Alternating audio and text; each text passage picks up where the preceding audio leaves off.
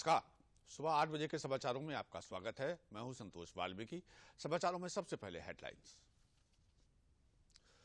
Supreme court ने सरकार से मांगी चुनाव आयुक्त अरुण गोयल की नियुक्ति की फाइल। 5 जजों की संविधान पीठ कर रही है सीईसी और ईसी की नियुक्ति पर सुनवाई।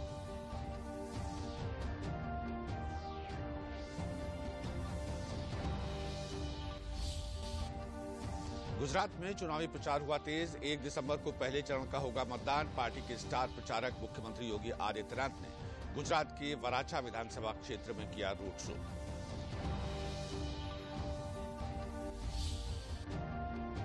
एक महीने तक चलने वाले काशी तमिल संगमम में कई सांस्कृतिक कार्यक्रमों का किया जा रहा है आयोजन। तमिलनाडु से आए शिल्पियों के द्वितीय दल ने कल काशी विश्वनाथ मंदिर में किया दर्शन पूजन।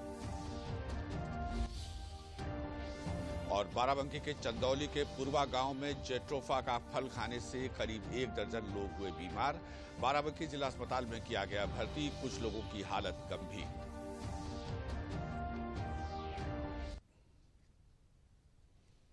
और अब समाचार विस्तार से। सुप्रीम कोर्ट ने नवनियुक्त चुनाव आयुक्त अरुण गोयल की नियुक्ति की फाइल केंद्र सरकार से मांगी है। बुधवार को कोर्ट ने कहा कि वो देखना चाहता है कि नियुक्ति की क्या प्रक्रिया अपनाई गई है और उसमें कोई गड़बड़ी तो नहीं है। साथ ही कोर्ट ने मुख्य चुनाव आयुक्त और चुनाव आयोग की पूर्ण स्वायत्तता पर जोर दिया है। सुप्रीम कोर्ट ने कहा है कि चुनाव आयोग को राजनीतिक प्रभाव से बेअसर रहना चाहिए। 5 जजों की संविधान पीठ सीईसी और ईसी की नियुक्ति पर सुनवाई कर रही है। सुप्रीम कोर्ट की इस 5 सदस्यीय संविधान पीठ ने केंद्र सरकार को चुनाव आयुक्त अरुण गोयल की नियुक्ति की फाइल आज पेश करने का निर्देश मुख्य चुनाव आयुक्त और चुनाव आयुक्तों की नियुक्ति 3 सदस्यीय निष्पक्ष कोलेजियम से कराए जाने की याचिकाओं पर सुनवाई के दौरान दिया।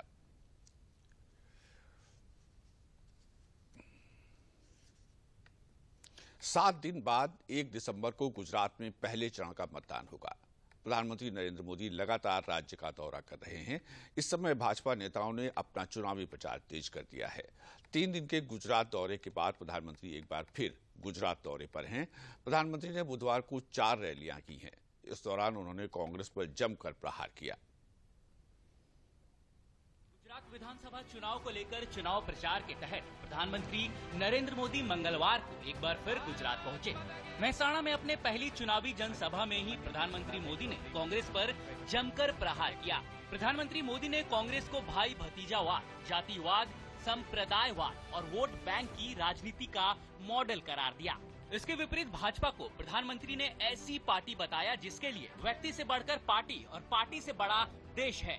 प्रधानमंत्री ने कहा कि यही भाजपा की संस्कृति है और भाजपा इसी संस्कृति के साथ काम करती है। એને ખબર છે કોંગ્રેસનું મોડેલ કેવું છે। કોંગ્રેસનું મોડેલ એટલે અરબો ખરબોનો ભ્રષ્ટાચાર। કોંગ્રેસનું મોડેલ એટલે એની મોડેલની એક જ ઓળખાણ ભાઈ ભતીજાવાદ। કોંગ્રેસનું મોડેલ એટલે વંશવાદ। કોંગ્રેસનું મોડેલ એટલે પરિવારવાદ। કોંગ્રેસનું મોડેલ એટલે જાતિવાદ। કોંગ્રેસનું મોડેલની પહેચાન સંપ્રદાયવાદ, vote bank politics. Bharatiya Janata party એક એવી પાર્ટી છે જેના માટે વ્યક્તિ કરતા દલ મહાન, દેશ મહાન આ અમારા સંસ્કાર છે અને આ સંસ્કાર લઈને અમે કામ કરીએ છીએ। ભારતીય જનતા પાર્ટીનો મંત્ર છે, અમારી ગળથુથીમાં છે, સૌનો સાથ અને સૌનો વિકાસ। प्रधानमंत्री नरेंद्र मोदी ने दाहोद में महान आदिवासी परंपरा का जिक्र करते हुए कहा कि राष्ट्रभक्त आदिवासियों की इस परंपरा ने पीढ़ियों को देश के लिए मर मिटने की प्रेरणा दी है। प्रधानमंत्री ने दाहोद के आदिवासी समाज को भाजपा को मजबूत करने के लिए धन्यवाद किया। प्रधानमंत्री ने कहा कि अगर दाहोद के आदिवासी समाज ने भाजपा को मजबूत न किया होता तो देश को आज एक आदिवासी राष्ट्रपति नहीं मिल पाता। उन्होंने कहा कि 75 साल बीत गए लेकिन कांग्रेस ने कभी आदिवासी समाज को सर्वोच्च पद प्रदान करने की बात सोची तक नहीं, लेकिन भाजपा ने ऐसा कर पूरी दुनिया को संदेश दिया। पीएम ने नाम लिए बिना राहुल गांधी की पद यात्रा पर भी निशाना साधा। वैसे पदयात्रा तो समाज के भले के लिए की जाती है, लेकिन इन नेता की यात्रा पद के लिए हो रही है। એક ભાઈ પદ માટે યાત્રા કરી રહ્યા છે. હવે પદ માટે કોઈ યાત્રા કરે એમાં કઈ વાંધો નહીં, લોકશાહીમાં હોય. પણ કેવું ભાષણ કરે છે તમે જુઓ. આદિવાસીઓની વાત કરે. હું જરા આ પદ માટે ફાંફા મારતા લોકોને પૂછવા માંગુ છું કે જ્યારે ભારતીય जनता પાર્ટીએ એક આદિવાસી બહેનને રાષ્ટ્રપતિના ઉમેદવાર બનાયા તો એમને ટેકો આપવામાં તમારા પેટમાં શું દુખતું હતું ભાઈ? गुजरात चुनाव प्रचार के अपने दूसरे दौर में मंगलवार को प्रधानमंत्री नरेंद्र मोदी ने मेहसाणा, दाहोद, वडोदरा और भावनगर में 4 जनसभाओं को संबोधित किया. इससे पहले प्रधानमंत्री ने पहले चरण में 3 दिनों तक राज्य में भाजपा के लिए धुआंधार चुनाव प्रचार किया था. राज्य के कुल 182 विधानसभा सीटों के लिए 2 चरणों में वोटिंग कराई जाएगी. गुजरात में पहले चरण का मतदान राज्य की 19 जिलों की 89 सीटों पर 1 दिसंबर को होगा. गुजरात चुनाव में राजनीतिक दलों ने अपनी पूरी ताकत झोंक दी है. सभी एक दूसरे पर वार पलटवार करने का कोई मौका नहीं छोड़ रहे हैं. एक ओर पीएम मोदी अपनी रैलियों से गुजरात का सियासी पारा चढ़ा रहे हैं तो दूसरी ओर बाकी नेता भी गुजरात के रण में सियासी संग्राम को बढ़ा रहे हैं. बात अगर बीजेपी की करें तो पार्टी के प्रचार को धार दे रहे हैं केंद्रीय गृह मंत्री अमित शाह, राष्ट्रीय अध्यक्ष जगत प्रकाश नड्डा और यूपी के सीएम योगी आदित्यनाथ. अमित शाह ने राजकोट, सुरेंद्रनगर और सूरत में रैलियां की तो जेपी नड्डा ने गड्डा विधानसभा में जनसभा की. योगी ने बुधवार को गुजरात में द्वारका, रापड़, धनगढ़ा और वारछा में रैलियां की. तीनों नेताओं के निशाने पर थी कांग्रेस. कांग्रेस अनेक वर्ष सुधी अहिया शासन कर्યું અને હું તો રાજકોટની ભૂમિ પર આવ્યો છું ભાઈ. રાજકોટમાં વિદ્યાર્થી પરિષદનું અધિવેશન હતું 83-84 માં. મેં જોયું છે રાજકોટની અંદર પાણીની સ્થિતિ શું હતી. ઘરમાં વારા કાઢી નાહવું પડતું હતું અને 3 ફૂટ નીચે ચકલીઓ જતી રહી હતી. ગાંધીનગરથી પાણીની ટ્રેન રાજકોટ લાવી પડી. ભારતીય જનતા પાર્ટીની સરકાર આવી એ પહેલા સમગ્ર સૌરાષ્ટ્રની અંદર પાણીની તાણ હતી એ ભારતીય जनता પાર્ટીએ સમાપ્ત કરી કે ના કરી જોરથી કો મારી જોડે જરા. मैं पहली बार मंत्री बना तो मैंने सड़कों का जाल बिछा दिया. मैंने कहा ये सड़क बन गई, ये सड़क बन गई. कांग्रेसी भाई आए, उन्होंने कहा ले ये नड्डा जी ने थोड़ी ना बनाई है, ये तो नाबार्ड साहब ने बनाई है. कहा नाबार्ड साहब. मैंने कहा ये नाबार्ड साहब कौन है? अरे नाबार्ड एक बैंक है भैया, एग्रीकल्चर में की दृष्टि से पैसे देता है. तो नड्डा जी को और भारतीय जनता पार्टी को इसका श्रेय न मिल जाए इसलिए उन्होंने एक बैंक को ही नाबार्ड साहब बना दिया. ये कांग्रेस की चाल है. कांग्रेस पे कभी विश्वास मत करना, कभी मत करना.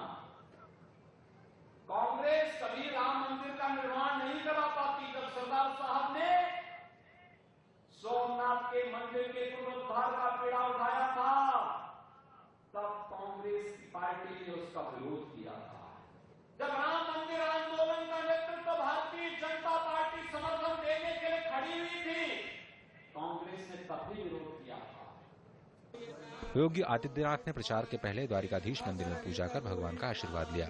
योगी हाल के दिनों में तीसरी बार गुजरात के दौरे पर पहुंचे हैं. पंजाब के मुख्यमंत्री और आप पार्टी के नेता भगवंत मान भी बुधवार को गुजरात में थे. मान ने गुजरात में 4 रोड शोज में हिस्सा लिया और पार्टी के लिए समर्थन मांगा. जितनी भारी संख्या में आप हमारा हौसला बढ़ाने के लिए बाहर निकले हो तो यहाँ तो सिर्फ ऐलान ही बाकी है, सीट तो जीत गए हैं भाई. आम आदमी पार्टी के राज्यसभा सांसद राघव चड्ढा ने भी बुधवार को गुजरात में चुनावी जनसभाएं और रोड शो किया. वहीं कांग्रेस के नेता भी प्रचार में लगे हैं. वरिष्ठ नेता मनीष तिवारी ने अहमदाबाद में प्रेस कॉन्फ्रेंस की और मोरबी की घटना को लेकर बीजेपी पर हमला बोला. 2017 में एक बार फिर से भारतीय जनता पार्टी को मौका मिला. 5 साल में 3 मुख्यमंत्री बदले गए. इससे बड़ा प्रमाण क्या हो सकता है किसी सरकार की नाकामयाबी का कि 5 वर्ष में 3 मुख्यमंत्रियों को दरवाजा दिखाने की जरूरत पड़ी। राज्य में पहले चरण की वोटिंग के लिए अब हफ्ते भर का ही समय बचा है। 1 दिसंबर को वोटिंग होगी, दूसरे चरण का मतदान 5 दिसंबर को होना है और 8 दिसंबर को मालूम चलेगा कि क्या गुजरात की सत्ता पर भाजपा का कब्जा बरकरार रहेगा या फिर कोई और बाजी मार लेगा।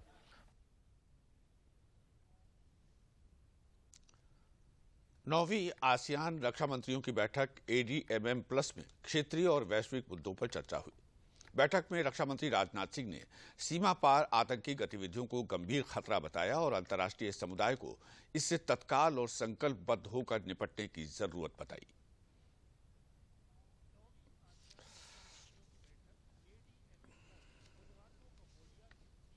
शहर में शुरू हुई बैठक में दक्षिण पूर्व एशियाई देशों के संगठन आसियान के सदस्य देशों और संवाद सहयोगी देशों के रक्षा मंत्री और अधिकारी शामिल हुए।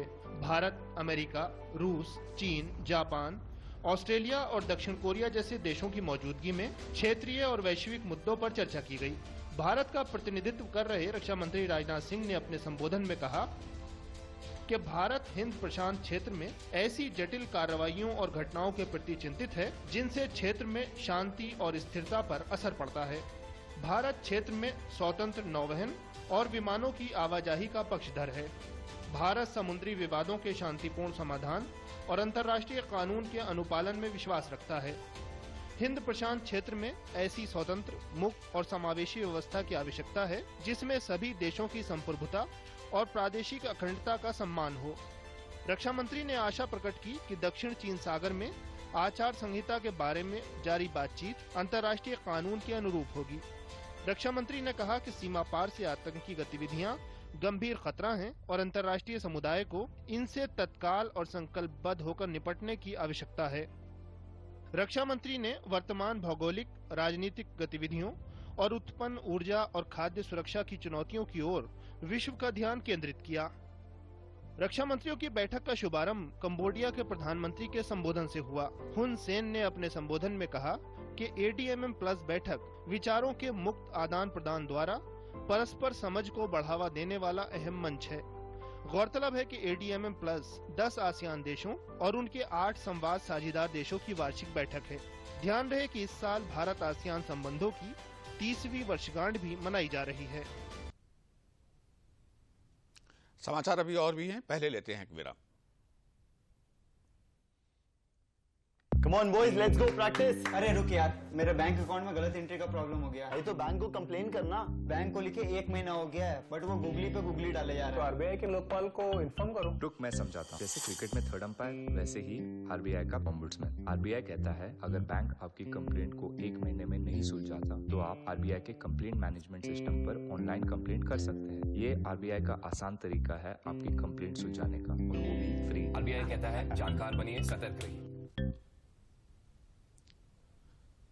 काशी हिंदू विश्वविद्यालय के एम्फी थिएटर मैदान में काशी तमिल संगमम महोत्सव के चौथे दिन सांस्कृतिक संध्या की शुरुआत हर हर महादेव शंभु काशी विश्वनाथ गंगे की मधुर गीत के साथ हुई। उसके उपरांत दूसरी प्रस्तुति में बालिकाओं ने भगवान शिव विवाह और भगवान शिव एवं पार्वती के रौद्र रूप के लीला पर नृत्य नाटिका की प्रस्तुति शिवानी मिश्रा, प्रमोद विश्वकर्मा की टीम द्वारा दी गई। कार्यक्रम के इस प्रस्तुति को तमिल और क्षेत्रीय भाषा दोनों में प्रस्तुत किया गया।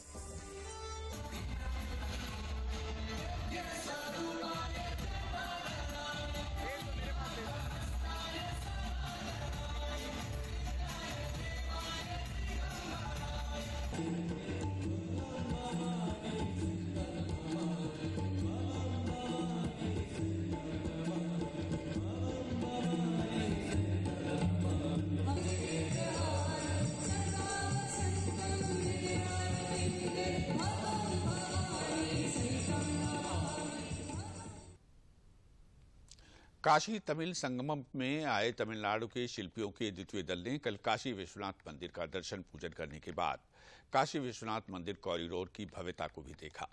सदस्यों ने कहा कि हम लोगों का जिस प्रकार से स्वागत हुआ और काशी विश्वनाथ मंदिर कॉरिडोर का जो परिवर्तन और भव्यता देखने को मिली है, ऐसा पहले हम लोगों ने कभी सोचा नहीं था। यहाँ आकर हम सभी धन्य हुए।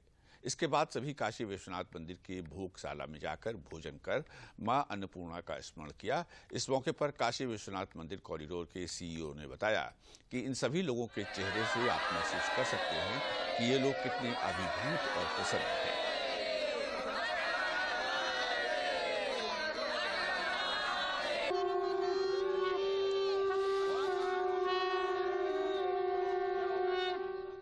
दो 210 आदमी इधर आया है, हर कोने से इधर आए हैं। सपने में भी ऐसा सपने नहीं हमको मिल जाएगा। इतना कार्यक्रम में, इतना इंतजाम में, इतना बड़ा कार्यक्रम के मोदी जी को पहला नमस्कार मैं कहता हूँ। यहाँ सब अच्छा है, मंदिर भी बहुत अच्छा बनाया है, सुंदर बनाया है। 2 साल के पहले ऐसा नहीं था, अभी बहुत अच्छा है। मोदी जी के बहुत धन्यवाद। ये ट्रिप ने मोदी जी ने बनाया है, बहुत अच्छा चीज़ है। ये दोबारा भी मोदी जी ने आएगा। ये ट्रिप में ये टू इज़ेड एकदम ठीक है। वाराणसी में काशी तमिल संगमम में तमिलनाडु से पधारे हस्तशिल्पियों के साथ स्थानीय शिल्पकारों ने एक दूसरे की कला और संस्कृति को जानने का प्रयास किया। विशेषज्ञों ने हस्तशिल्प के महत्व को बताते हुए एक भारत श्रेष्ठ भारत के तहत आयोजित हो रहे इस कार्यक्रम के महत्व पर प्रकाश डाला। वहीं तमिलनाडु से पधारे नित्यानंद उपराज शिल्पी ने यहां की कला को देखकर कहा कि प्रधानमंत्री नरेंद्र मोदी ने ये अद्भुत प्रयास किया है कि दोनों जगहों की संस्कृति के साथ साथ एक दूसरे की कला को समझने का एक मंच प्रदान किया गया है।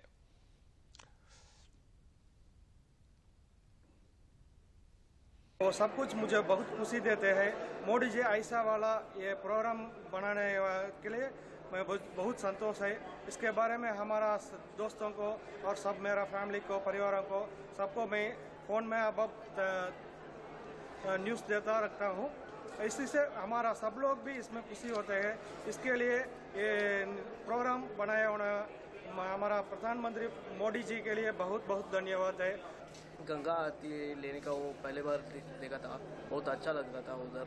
और आज हमने वर्ल्ड ट्रेड सेंटर आए हैं मीटिंग करने लिए, और उसके बाद भी हम प्रयागराज और त्रिवेणी संगम जा रहा हूँ। This is very excellent, very good. Thanks for Modi and for Annamalai for supporting this type of initiation for the country.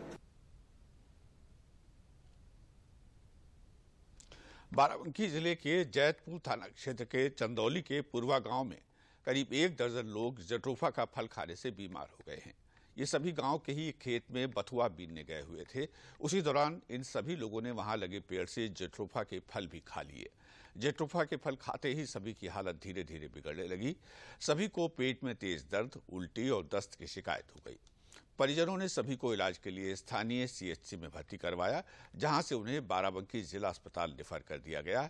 कुछ लोगों की हालत अभी भी गंभीर बनी हुई है।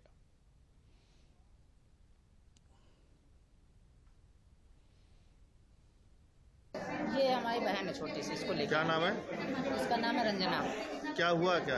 हुआ क्या, ये लोग गए थे बथुआ बीनने खेत में, और वहाँ पर लगा था एक डीजल का पेड़। इसमें से इन लोगों ने छोटे छोटे फल लगते हैं डीजल के पेड़ में, तो ये लोग तोड़े, उसको खाए, उसका टेस्ट अच्छा लगा। अच्छा।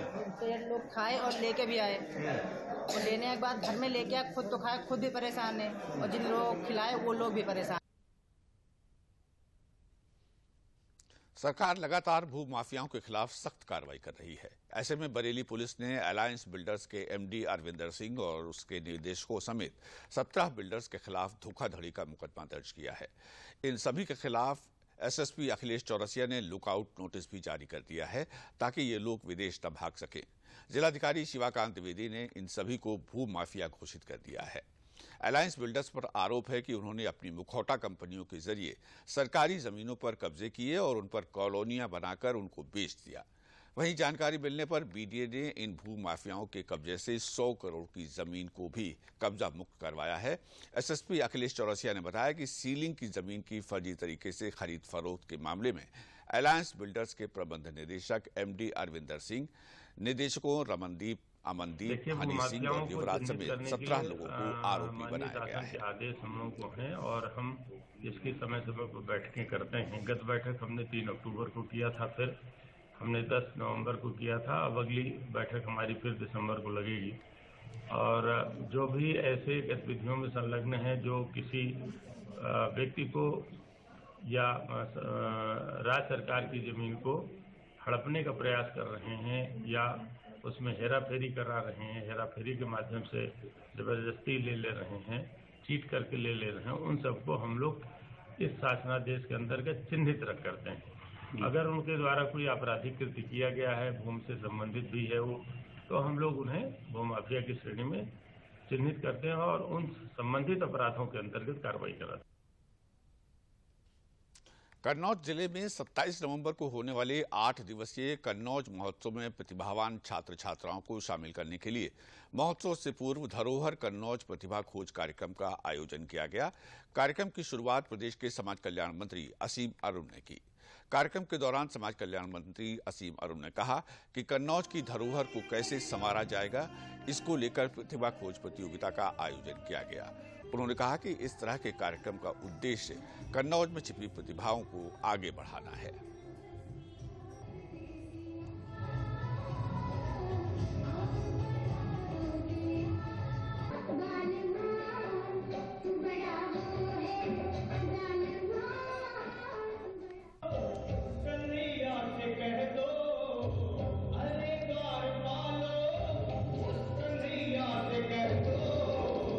इसमें हमारे अनेक युवक युवतियां, बच्चे बच्चियां प्रतिभाग कर रहे हैं। एक प्रतियोगिता है, लेकिन प्रतियोगिता का भाव ये है, उद्देश्य ये है कि हमारे कन्नौज के जो प्रतिभावान छात्र छात्राएं हैं, बच्चे हैं, उनको आगे बढ़ने का मौका मिले, उनको हम स्वीकारें, उनको सम्मान दें और वो और आगे बढ़ पाएं। इस प्रकार की श्रृंखला जारी रहेगी और अभी बहुत ही जल्दी, आज से 3 दिन बाद 27 तारीख को कन्नौज महोत्सव की शुरुआत भी होगी। तो कोशिश ये है कि छोटे छोटे सांस्कृतिक महोत्सव भी हों जिसका आनंद हम ले पाएं और एक बड़ा महोत्सव वर्ष में हो जो अभी शुरू होने वाला है।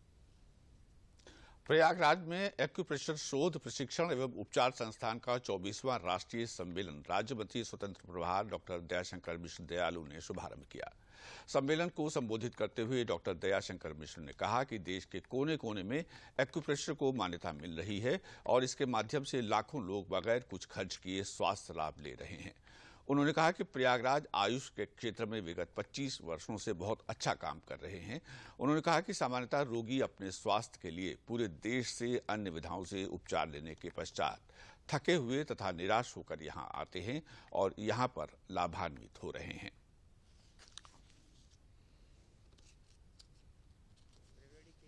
संगम के तट पर उनका ये परिसर बहुत ही सुरम्य है, बहुत ही सुंदर है और इलाज की एक प्राकृतिक विधा है जिसमें बाजार की दवाओं पर ये आधारित नहीं है। आपका अपने से स्वयं से आपको अपना इलाज कर सकते हैं। सीखने और जानने की ज़रूरत है। बहुत सारी पुस्तकों का भी विमोचन आज हुआ। निश्चित ही दुनिया के तमाम 9 देशों के लोग आज इस सम्मेलन से जुड़े हुए थे और इस सभागार में भी हिंदुस्तान के कोने कोने से इसके तमाम इस विधाओं के जानकार लोग आए हुए थे। तो एक बहुत ही सार्थक कह सकते हो अपने मकसद को पूरा करने वाला सम्मेलन था। इसमें देश विदेश की जो अधुनान बीमारियां हैं, खास तौर से एंटीबॉडी, एंटीजेंस और कैंसर जैसी उनके ब्लड कैंसर और उनके तमाम ऐसी चीज़ें हैं और लीवर सिरोसिस और यहाँ तक कि ब्रेन के डिसऑर्डर्स, स्पाइनल सर्जरी और हार्ट की कार्डियोलॉजी, मायोपैथी, आप कोई भी सब्जेक्ट लेने उसमें पूरा प्रयास होगा और केस हिस्ट्री एविडेंस बेस्ड है। और आइए अब देखते हैं आकांक्षी जनपद से जुड़ी हुई खबर।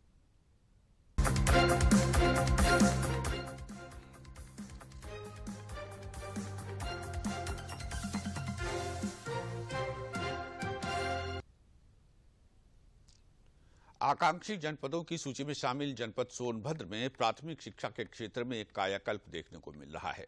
कभी टाट पट्टी पर बैठने वाले बच्चे आज टेबल बेंच पर बैठकर न सिर्फ स्मार्ट क्लास की पढ़ाई कर रहे हैं, बल्कि डाइनिंग टेबल पर बैठकर मिड डे मील का भोजन भी कर रहे हैं।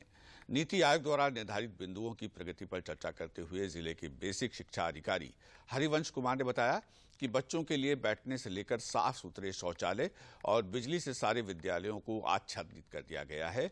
साथ ही स्मार्ट क्लासरूम के माध्यम से उनकी पढ़ाई भी कराई जा रही है।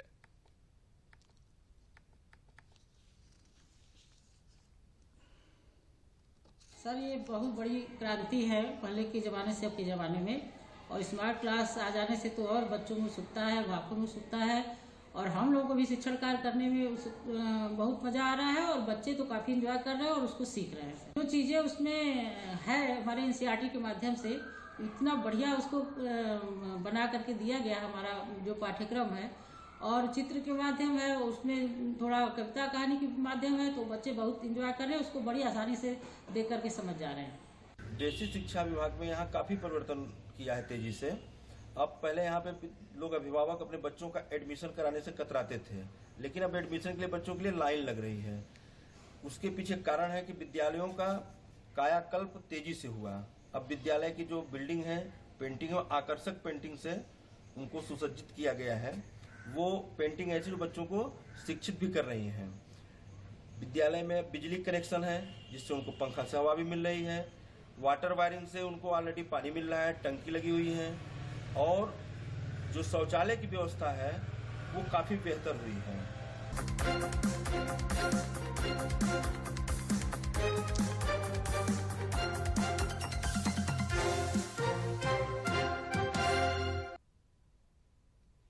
कानपुर में स्मार्ट सिटी योजना के तहत 4 करोड़ 15 लाख की लागत से 5 मलिन बस्तियों के समग्र विकास के प्रथम चरण का सांसद सत्यदेव पचौरी ने शिलान्यास किया। प्रथम चरण में आर्यनगर और सीसामऊ 2 विधानसभा के क्षेत्र के 4 वार्डों में 5 मलिन बस्तियों में पेयजल लाइन, सीवर लाइन के कार्यों का शिलान्यास किया गया है।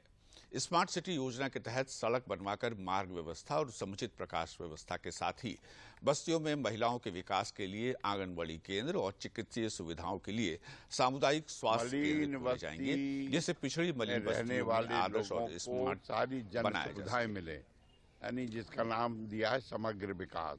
सड़क है, बिजली है, पानी है, सीमर है, सामुदायिक केंद्र है, और बच्चों के लिए स्वास्थ्य के लिए छोटा सा स्वास्थ्य केंद्र हो, और अगर जगह है तो वहाँ विद्यालय भी छोटा सा हो जाए, महिलाओं के लिए आंगनबाड़ी की व्यवस्था हो जाए। इस प्रकार की योजना कानपुर में स्मार्ट सिटी के अंतर्गत बनाई है। कुछ बस्तियों में दिक्कत है कि वहाँ अतिक्रमण है, वो मुझे खाली कराना है।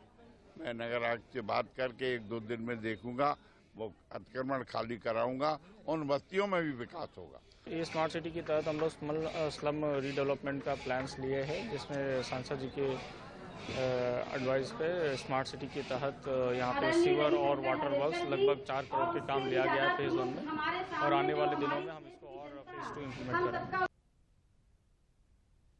अयोध्या श्री राम जन्मभूमि ट्रस्ट के महासचिव चंपत राय ने परकोटे की निर्माण की स्वरूप की जानकारी देते हुए बताया कि 14 फीट चौड़े परकोटे की लंबाई चारों दिशाओं में आयताकार 800 मीटर होगी। परकोटे की चारों दिशाओं में 4 मंदिर के साथ ही उत्तर और दक्षिण दिशा के मध्य में एक मंदिर। इस तरह से परकोटे में कुल 6 मंदिरों की स्थापना की जाएगी। इस दौरान उन्होंने बताया कि परकोटे में भगवान राम के जीवन पर आधारित 150 चित्र भी बनाए जाएंगे। राम मंदिर के परकोटे का निर्माण वास्तुकार सोमपुरा की परिकल्पना पर आधारित है। ऐसा चित्र वह पहले था, वैसा ही चित्र आज भी है, अर्थात वो लगभग 14 फीट चौड़ा होगा, चारों दिशाओं में आयताकार होगा। चारों दिशाओं में अगर कोई पैदल चलेगा तो उसे 800 मीटर पैदल चलना पड़ेगा। 4 कोनों पर 4 मंदिर बनेंगे। उत्तर और दक्षिण दिशा में बीच में एक मंदिर बनेगा, अर्थात परकोटा में 6 मंदिर बने। और अंत में इस बुलेटिन के प्रमुख समाचार एक बार फिर। सुप्रीम कोर्ट ने सरकार से मांगी चुनाव आयोग नियुक्ति की फाइल 5 जजों की संविधान पीठ कर रही है सीईसी और ईसी की नियुक्ति पर सुनवाई।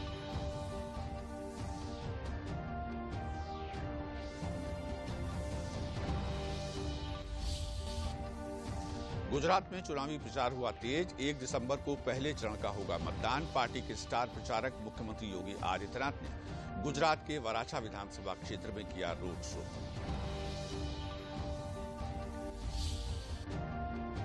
एक महीने तक चलने वाले काशी तमिल संगमम में कई सांस्कृतिक कार्यक्रमों का किया जा रहा है आयोजन। तमिलनाडु से आए शिल्पियों के द्वितीय दल ने कल काशी विश्वनाथ मंदिर में किया दर्शन पूजन। और बाराबंकी के चंदौली के पूर्वा गांव में जेट्रोफा का फल खाने से करीब 1 दर्जन लोग हुए बीमार। बाराबंकी जिला अस्पताल में किया गया भर्ती, कुछ लोगों की हालत गंभीर।